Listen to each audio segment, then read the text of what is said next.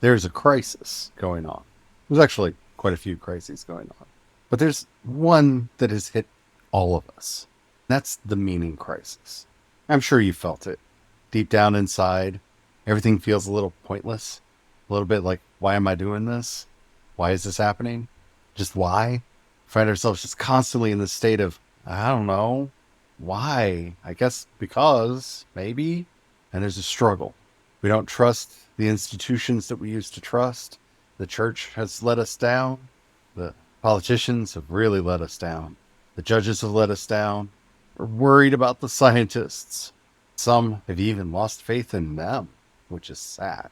Today, we're going to be looking that meaning crisis right in the eye and trying to help you find a path back to meaning and purpose in your life as we walk down creation's paths.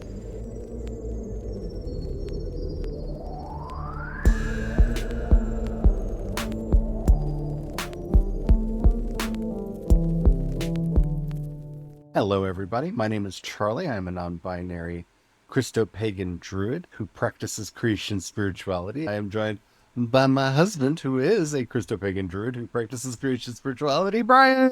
Oh, man. This is a big topic. I'm going to say right now, if any of the things that we're talking about are resonating with you and you want to do the super, super, super deep dive in, I highly recommend John Vervaeke's podcasts. He's got about 3 of them. They're all tackling this question of the meaning crisis. Deep dives. He's going to go through the psychology, the philosophy, the history, the whole thing, with an eye to helping people dig out. Because that's really what he's working on. A very important key. Yes. I'm talking about hours and hours and hours specifically dedicated just to this question and what we can do. And as somebody who, for myself and my husband, has also put in the work and the labor, we have found what we feel is our way out of the meaning crisis. That's what we want to share with you. So we're going to share a fairly universal but kind of specific way out. Whereas John Vervaeke really is very broad and is fairly academic. So if that doesn't scare you away, I highly recommend his work. What is the meaning crisis? It's exactly what it sounds like. Why are we here? Why are we doing anything? What is the point of any of this? That weighty pointlessness, meaninglessness that has pervaded everything as a result of late stage capitalism trying to milk money out of every little thing. It's something I feel very dirty about at the end of these podcasts when I ask for donations and gifts because, it feels so dirty to even do that. Because everything's got to be monetized today, right? All right. And it makes everything feel hollow and empty. We don't have those big civic ceremonies anymore where we can all get together because politics has divided us. We don't have faith in our political parties. Even the people most on the right and the left aren't connected to a political party.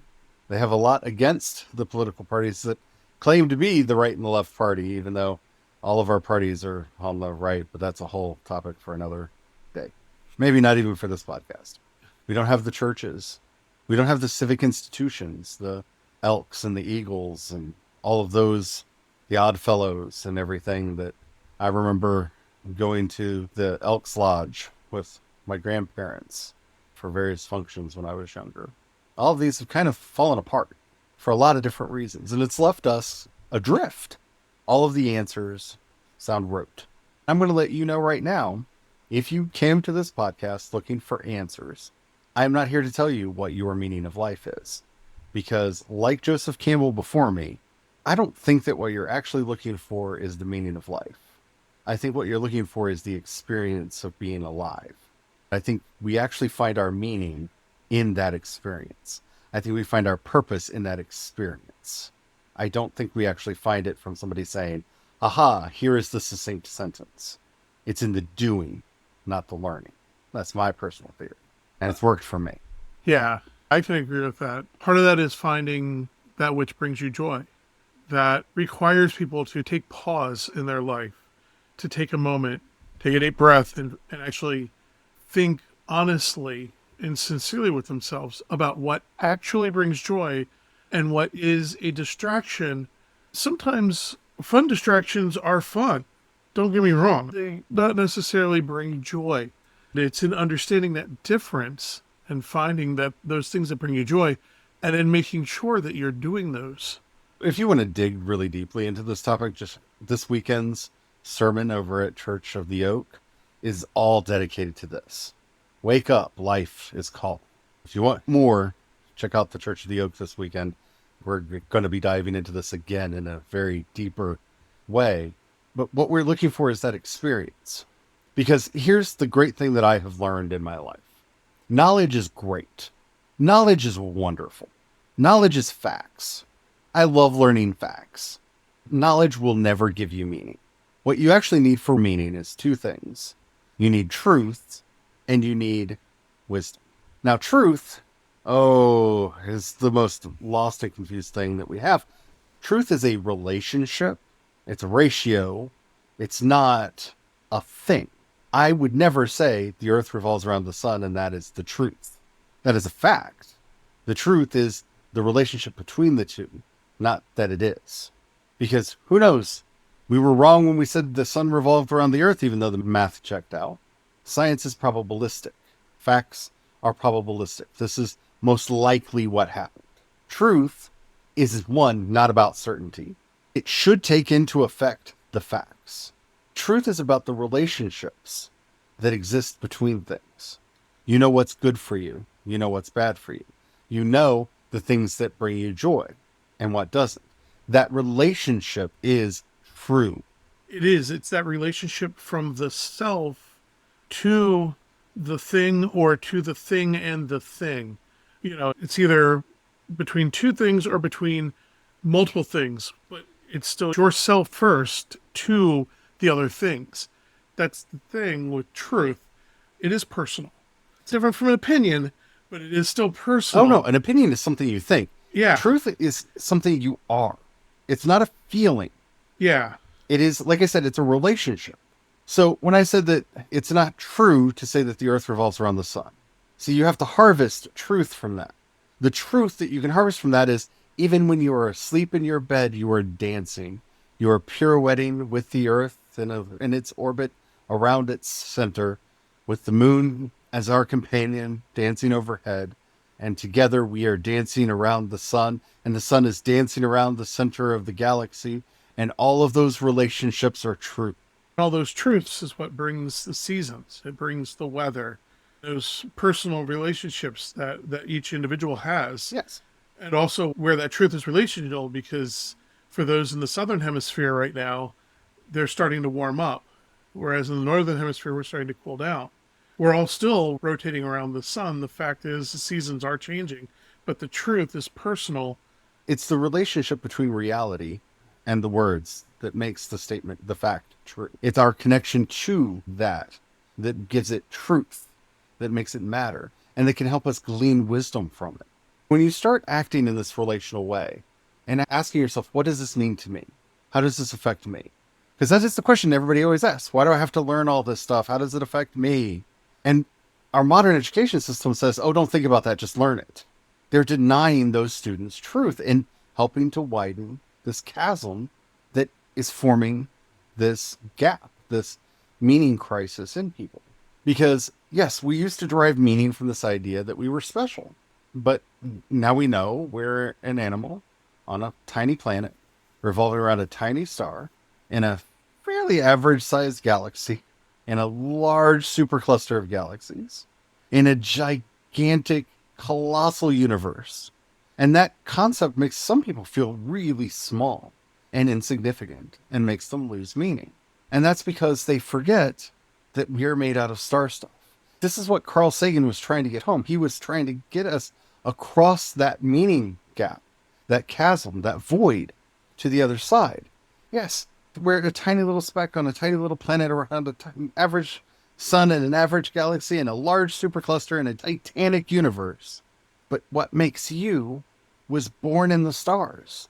You are the children of the stars. That's powerful. That gives meaning, that resonates within us. And that in and of itself, though, isn't enough. What we're learning is that the way that we actually derive meaning and purpose is by stretching ourselves. It really comes in when we are entering a flow state. This is one of the reasons that people that practice mindfulness meditation find so much more enrichment, meaning, and purpose in their life. Yes, mindfulness is very helpful to that. Rooting yourself in that ground state of being where you can experience that basic joy, that basic calm, that basic goodness of the universe. Very helpful, wonderful. I'm not saying none of that's good, but it's a personal challenge because as you're meditating, you realize, oh, I can go deeper. Oh, wait, I can go deeper. Oh, wait, I can go deeper. And each time, over time, you're challenging yourself, even possibly without you realizing it, to go further and further into that mindfulness, into that state, until you possibly hit one of the meditative absorptions that our siblings in Buddhism talk so much about. And you suddenly feel yourself out of existence. Just poof, you're gone. And it's just the universe. But you're kind of still there, but this little ego death just happened. There's this sense of oneness. It's a magical experience. But it's a depth that you have to dig your way to. Even if you don't realize it, there's that stretching that's going on, that challenge that's going on. It's why people find so much meaning and purpose in yoga. Because I was able to hold this pose kind of okay yesterday. I'm going to hold it a little bit better today. I'm going to hold it a little bit longer today. I want to stretch out a little bit more today. I'm going to not wobble so much on my ankle today. It's all these little challenges that are taking us just slightly out of our comfort zone each and every time. Why do people like hiking? Same reason. All of these things that people are finding meaning in. Why do people like to jog? It's the same thing. Well, I was able to jog for this long at this rate the other day. I'm going to do a little bit further, a little bit longer, a little bit faster today. We can keep ourselves in that flow state where our challenge is just a little bit above our skill and ability to actually meet it. And in that state, we're starting to learn the brain becomes more plastic. It opens up. It's something similar to what happens when people take psychotropics happens inside your brain. And you can start making new connections, literal new connections, new wires get formed in your brain between parts of your brain that didn't really talk to each other before. That's why some people, after a run, suddenly have a flash of inspiration. There's an insight that comes in. After yoga, after meditation, after any of these things, after painting, writing a poem, anything that puts us into that flow state. Here's the great thing. Almost anything can put us into that flow state. Certain video games can get you there, where the challenge is just a little bit beyond your threshold. You start losing track of time. Just everything melts away and it's just you and the game. Cooking can get you there. Dancing can get you there. A lot of different activities can get us into that place. What we are discovering is that people who spend more time in that flow state report a greater sense of purpose and meaning. Now think about that for a minute. The entire world is set up to keep you out of that flow state. Your job doesn't want you in the flow state. They want you in this doldrum where you're doing the exact same thing, the exact same way, the exact same time, every day. No deviation, no pushing. They may say push it, but what they just mean is do it faster, do it harder. They're not trying to actually push you towards a flow state. They're not actually raising the challenge. They're raising the difficulty. There's difference there. Our day-to-day lives are like that, where we're just on this treadmill without any of us wanting it. That treadmill gets put up.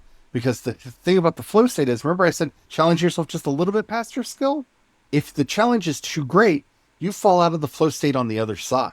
If you try to take a hike that's too hard for you, or a climb that's too hard for you, or do a dance that is too difficult for you, or play a piece of music, or cook a dish, or whatever that's completely outside of your skill level, you're going to slip out of flow on the other side.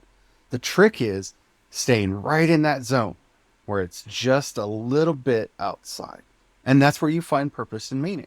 This honestly is one of the things that I love about meditation and my magical practice.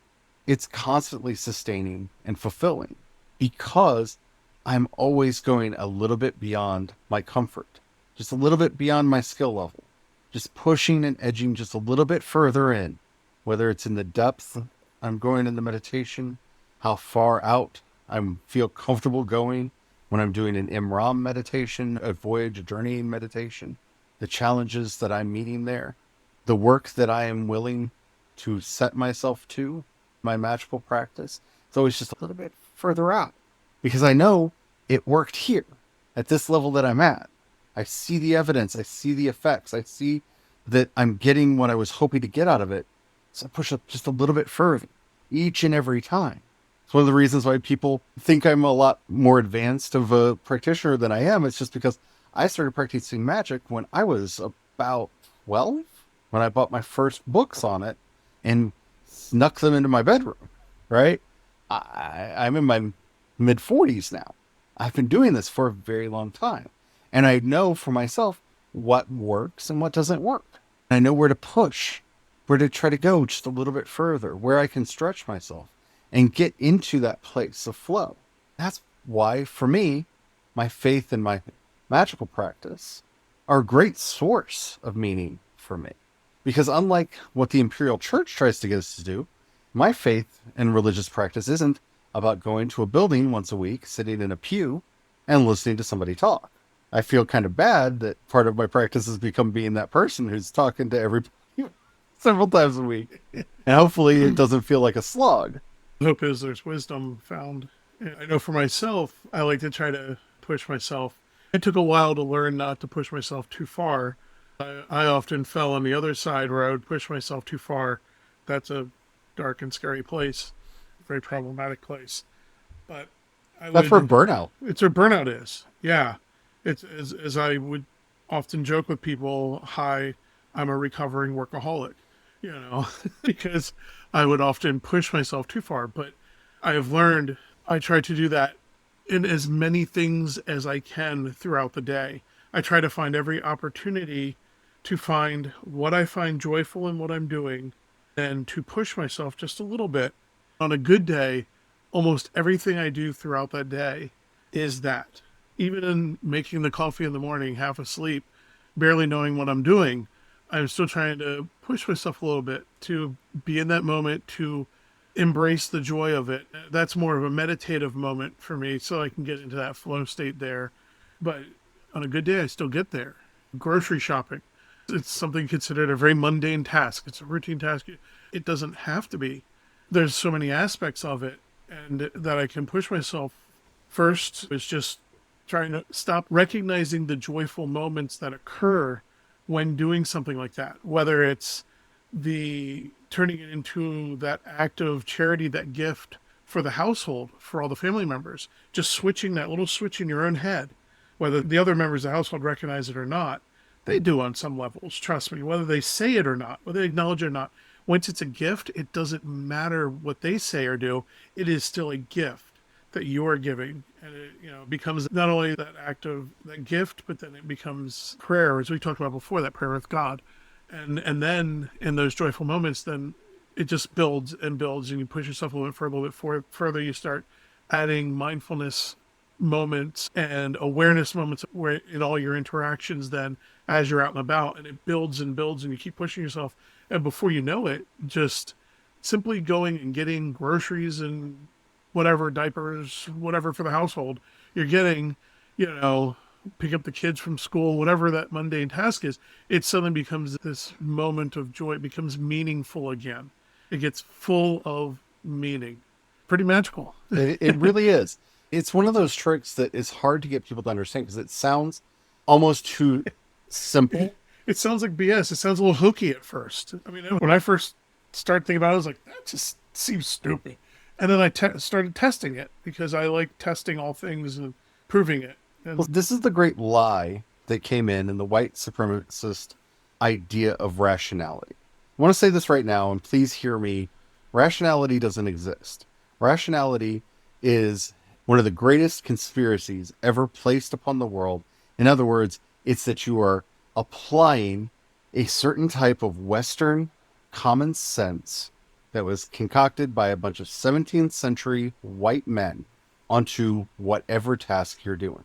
That's what reason and rationality means. Logic is real. Logic is something that you can actually do. Logic and reason are not the same thing. But reason, because this was the era of disenchantment. These were the people who really leaned into that nihilism, that nothing matters, we can do what we want mindset. And so that reason wants to obliterate any of the things that came before it and conform people to its will. And so part of that is this idea that you can find the meaning of life. Yeah. 42, read the book. Oh, that's Hitchhiker's Guide to the Galaxy. What does 42 mean? It doesn't matter. The closest answer I've ever seen to that is how many roads must a man walk down before you can call him a man? 42. But even if that's the answer or not, I don't know. That's the deep dark secret is whatever meaning you give to it. And Because that's it's back to that relationship. and that's why this is all about relationships and about getting yourself into that flow state, getting yourself out of the humdrum of your life. And like I said, we're going to talk about this in depth again in a very different way in on the Church of the Oak this weekend. Finding something that you can connect to, whatever it is, something that you enjoy, riding your bike, walking the dog, tending your garden, painting a picture, whatever. Find something, anything that sparks just a little bit of joy, that is something that you can build skill in, and that you can actually have those improvements, that you can work towards bettering yourself. And remember, the focus isn't on the bettering yourself. The focus is on stretching. As long as you're doing the stretch and not stretching too far, you're accomplishing your task. Again, reason, that Western rationality that came out of the Enlightenment, tells us set a goal and aim for it. That's how you rob yourself of a lot of this meaning. You got to be careful. For some people, goals are helpful. For a lot of us, they are not. And you need to figure out if you're one of those people that goal is helpful for you or not. I'm one of those people that the goal adds stress Yeah. and takes me out and makes the challenge go over to the other side, no matter how reasonable that goal sounds. So I have to be careful to be stretching, to be pushing, to be going towards what I'm wanting without setting those hard goals for myself. Whereas with myself, goals are helpful. Goals are great, but I have to be careful because I can go too far and just I get caught up in just creating goals. Everything becomes goals and it just becomes goals and goals and goals and it's all mirrors and mirrors. And yeah, once again, it's they're yeah, it's what works for you because that meaningless is how you connect that relationship of you to the life around you. Yes. So find ways to connect. It really is that simple, not a lie. And anybody that's trying to sell you something to help you find the meaning of life is a grifter. The simple exercise that I always like to recommend is finding that food, there's usually a dish or a dessert. It doesn't matter whether it's a meal or a dessert or what it is, but it's that there's usually a food thing that brings you joy, that is your happy place. And you may not have had it in a while, but no matter whether you've had it in a while or you haven't, going, okay, this weekend I'm gonna get it. I'm going to make sure I have it. I'm gonna treat yourself. Everyone deserves to be treated every now and then. Treat yourself, get it, have it. And then when you're sitting there, connect yourself into the moment. Savor it. Savor it. Give yourself that time and savor it and have that connection. And you'll find meaning. You'll find that experience of being alive in that moment of experiencing and savoring food that gives you joy. I hope this has helped you find a step to take. I hope it gets you on your path. I would love to hear the steps that you're taking. If you're listening to us on YouTube or Spotify, you can leave a comment and we'll get to see that and we get to respond to you there. If you're listening to us anywhere else, head over to creationspaths.com and you'll see a little chat up at the top. You click that, you can go in there, you can leave us a message there, and we can get the conversation started. I would love to hear from you about this. Really curious how you are getting started on this path, because that's the other thing. Find somebody you can share this with, because hearing other people share their journey really does help us find our own. Don't share anything you feel uncomfortable sharing, but if you feel like sharing, please do. And while you're there over at Creations Pass, if you have a few dollars you can pass our way, you can join, become a member over there, or you can support us over at Patreon or Ko-fi. I am C. Dorset on both. As I like to say, this is not a religious obligation to the Lord. You are helping us keep food on our table, electricity on, and roofs over our heads. Thank you so much for everybody who does that. But if you don't have any money, that's fine. Trust me, I know. If you can click like, if you haven't subscribed or followed yet, click that. Share these podcasts with people that really could use them and benefit from them. And if you're anywhere like Apple Podcasts that lets you write a review, those reviews help us out more than you know. So please leave us a review. That really does help us out. Thank you so very much. Until next time, may the power of the one life rise up in you and help you to find the path that you can walk that will stretch you just enough so that you can find purpose and meaning in your life. Amen. Amen.